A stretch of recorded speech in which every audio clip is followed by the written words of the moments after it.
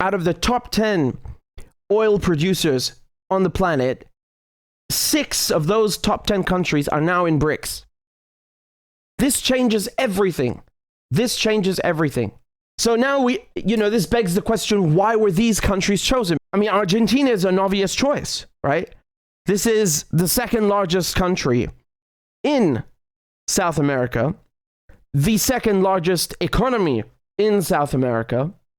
And on top of that, Argentina has, besides beef, everyone likes to think it's just about beef. No, they have lithium. Lithium is crucial for batteries. You know that because they couped Morales in Bolivia to get his lithium. Argentina has gas, and Argentina is one of the fastest growing economies in the world. Egypt is the most populous Arab country, okay? Look at the map. Egypt has access to the Mediterranean Sea, and more importantly, not just the Red Sea, but the Suez Canal. I mean, wars have been waged over the Suez Canal, yes?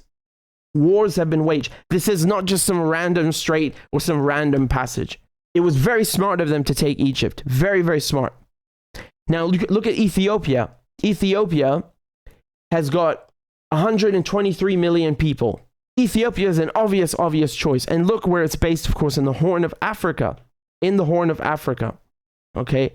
Once again, strategic. These countries are huge. Argentina is huge. Right? Egypt is huge. Ethiopia is huge. And then look at what we have next. Right here, Saudi Arabia, the UAE, and Iran. Saudi Arabia is the world's top oil producer, man. I told you. And on top of that, you got Iran. Iran with its gas. Do you know after Russia, Iran has the most, the largest proven reserves of gas in the world. BRICS right now, when those 6 countries exceed in January, will comprise 47% of the world population. You might as well just say half. Round up, okay?